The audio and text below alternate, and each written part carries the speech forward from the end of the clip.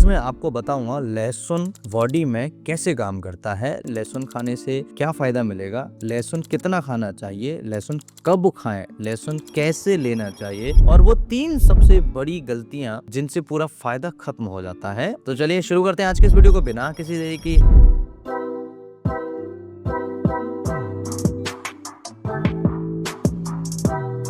Hello everyone, my name is doctor Loken from Gwalior Madhya Pradesh. मैं एक patient से मिला। मरीज का ब्लड प्रेशर जो था बॉर्डर लाइन था, एलडीएल बढ़ा हुआ था, यानी बार बार उसको कोलेस्ट्रॉल बढ़ रहा था, कम हो रहा था। हर दिन लहसुन खा रहे थे लेकिन रॉ क्रश नहीं करते थे। हमने सिर्फ एक बदलाव किया, crush plus rest plus right timing. अब इसका कॉम्बो जो अब हमने बनाया तो उनका ब्लड प्रेशर भी धीरे धीरे कम हुआ, कोलेस्ट्रॉल भी धीरे धीरे कम हुआ और उनको जो लहसुन के फायदे मिलने चाहिए थे वो लहसुन के फायदे मिलना स्टार्ट हुए। 4 से 6 हफ्तों में हमने रिपोर्ट्स में क्लियरली इंप्रूवमेंट देखा और हमने उनको बताया कि देखो, आपको लहसुन जब भी खाना है वो इसी तरीके से खाना है। लहसुन पावरफुल क्यों है ये भी हमने उनको बताया। गार्लिक में एक की कंपाउंड बनता है एलिसिन, लेकिन ध्यान देने वाली बात ये है, एलिसिन तब बनता है जब आप लहसुन को क्रश करके या चबा के खाते हो। रॉ क्लो में एलिन होता है और क्रश करते ही एंजाइम एलिनेज में एक्टिवेट होता है, बनता है एलिसिन। एलिसिन करता क्या है? एलडीएल कम करता है,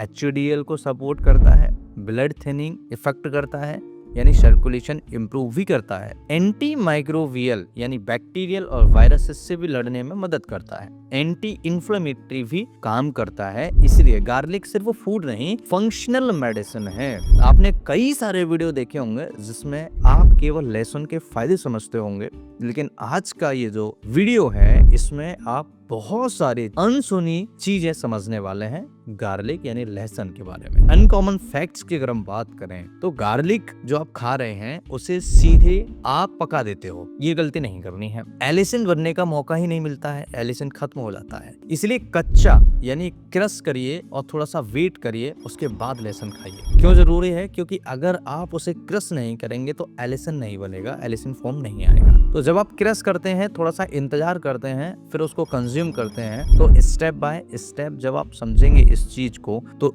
आप अपने शरीर के अंदर बढ़े हुए कोलेस्ट्रॉल को बहुत इजी तरीके से कम कर पाएंगे। 1 से 2 कच्ची लहसुन की कली लें, क्रश करें या बारीक काटें, 10 से 15 मिनट वेट करें यानी काटा हुआ रख दें। इसी दौरान एलिसिन बनता है। अब खाएं इसे, आप देखेंगे आपके शरीर के अंदर इनक्रेडिबल रिजल्ट्स होंगे। अब खाने का तरीका, सीधे पानी के साथ खा सकते हैं या शहद के साथ खा सकते हैं या गुनगुने पानी में मिला करके आप इसे खा सकते हैं। ये मैक्सिमम बेनिफिट मेथड है। मैंने आपको स्टार्टिंग में बताया था कि वो तरीका बताऊंगा जिससे आप अपने खाए हुए लहसुन का 100% फायदा ले सकते हो। तो सबसे बढ़िया तरीका यही है जिससे आपके शरीर के अंदर मैक्सिमम बेनिफिट्स मिले। कितना लहसुन खाएं? तो राइट डोज की अगर हम बात करें तो मोस्ट पीपल या तो कम लेते हैं या ज्यादा लहसुन खाते हैं। आइडियल अगर हम बात करें तो 1 से 2 किलो पर डे रॉ बहुत जरूरी और बहुत सही डोज माना जाता है। यानी कि थेरेप्यूटिक की अगर हम बात करें तो 2 से 3 किलो आप पर डे ले सकते हैं, लेकिन मैं यही आपको एडवाइस करूंगा कि 1 से 2 कली से ज्यादा मत लीजिए। 1 कली खाइए या फिर 2, इससे ज्यादा मत करिए, क्योंकि ये थोड़ा सा गर्म प्रवृत्ति का होता है और जब ये गर्म प्रवृत्ति का होता है तो नुकसान करेगा। इसलिए लहसुन का सबसे बढ़िया तरीका यही है कि आप 1 से 2 कली लीजिए और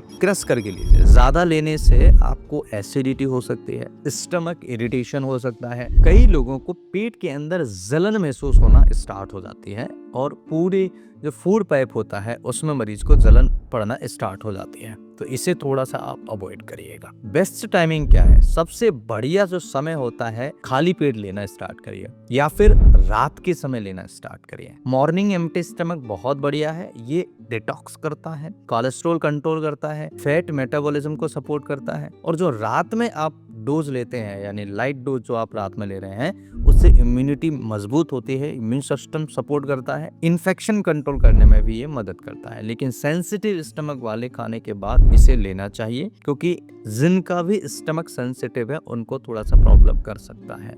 इसलिए उन्हें खाली पेट नहीं लेना चाहिए। 3 गलतियां जो पूरा फायदा खत्म कर देती हैं। सबसे पहला, बिना क्रश किए हुए अगर आप इसका सेवन करते हैं तो आपको फायदा न के बराबर मिलेगा, क्योंकि इसके अंदर एलिसिन ही नहीं बन रहा है। दूसरा, क्रश करके तुरंत पका देना, यानी कि जैसे ही क्रश किया और उन्होंने तुरंत उसको पका दिया, खाने में डाल दिया, उसका फायदा आप नहीं मिल पाएगा, क्योंकि एक्टिव कंपाउंड उसका डिस्ट्रॉय हो चुका है। एक कली भी आप अल्टरनेट लीजिए, आज ले लिए फिर कल मत लीजिए, परसों लीजिए, फिर एक दिन छोड़ के फिर ले लीजिए। याद रखो, अगर आपने मेथड गलत लिया है, क्वांटिटी सही ले ली तो कोई फायदा नहीं होगा। अगर आपने क्वांटिटी सही कर ली, मेथड गलत है तो कोई फायदा नहीं होगा। इसलिए मेथड भी होना सही चाहिए और क्वांटिटी भी सही होना चाहिए। अगर गार्लिक के बावजूद सिम्टम्स बने रहे हैं, कोलेस्ट्रॉल बढ़ रहा है, बीपी बढ़ रहा है, तो कुछ मेडिसिन भी हैं। क्रेटेगस ऑक्सीकैंथा बहुत इफेक्टिव मेडिसिन है, हार्ट टॉनिक के रूप में इसे मानते हैं। बीपी सपोर्ट करता है, बैलेंस करने में मदद करता है, सर्कुलेशन को इम्प्रूव करता है, बहुत अच्छा मेडिसिन है। क्यू पोटेंशियम में 10 से 15 बूंद मरीज को देना चाहिए।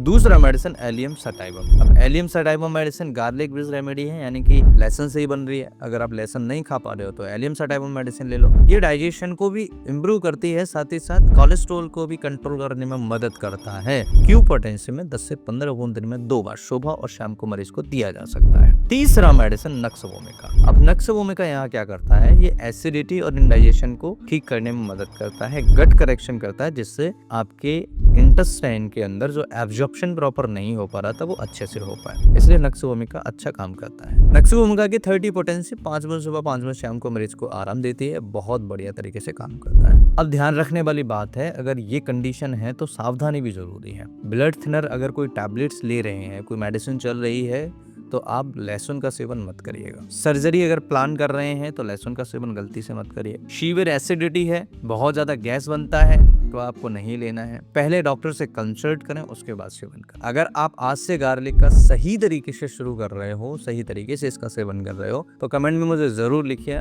Garlic start. अगर आपको कोई प्रॉब्लम है, हाई ब्लड प्रेशर है, कोलेस्ट्रॉल बढ़ा हुआ है, तो मुझे कमेंट में जरूर बताइए कि मुझे ये समस्या है, मैं अगला वीडियो उस टॉपिक पर लाने की कोशिश करूंगा। अगर आपको ऐसी रियल इंफॉर्मेटिव हेल्थ नॉलेज चाहिए तो चैनल को सब्सक्राइब जरूर कर लीजिएगा, क्योंकि इस तरह की इंटरेस्टिंग और इंफॉर्मेटिव वीडियोस आपको मिलती रहेगी। जो कोई नहीं बताता वो मैं बताता हूँ। यूट्यूब पर बहुत सारे चैनल्स हैं, लेकिन अगर आप सही जानकारी के लिए सही व्यक्ति को देख रहे हो तो आपको डॉक्टर के पास जाने की कम से कम जरूरत पड़ेगी, क्योंकि यहाँ आपको वही बताया जाता है जो हर कोई नहीं बताता है, हर कोई नहीं जानता है। मैं आशा करता हूँ कि 99% चीजें लेसन के बारे में आपने अच्छी से सीखी होंगी, और जो लोग गलतियां करते हैं उसे आप लोग गलतियां नहीं करेंगे। गार्लिक का सही लिया हुआ डोज, सही तरीके से लिया हुआ बीपी और कोलेस्ट्रॉल को खुद ठीक करने में मदद करता है।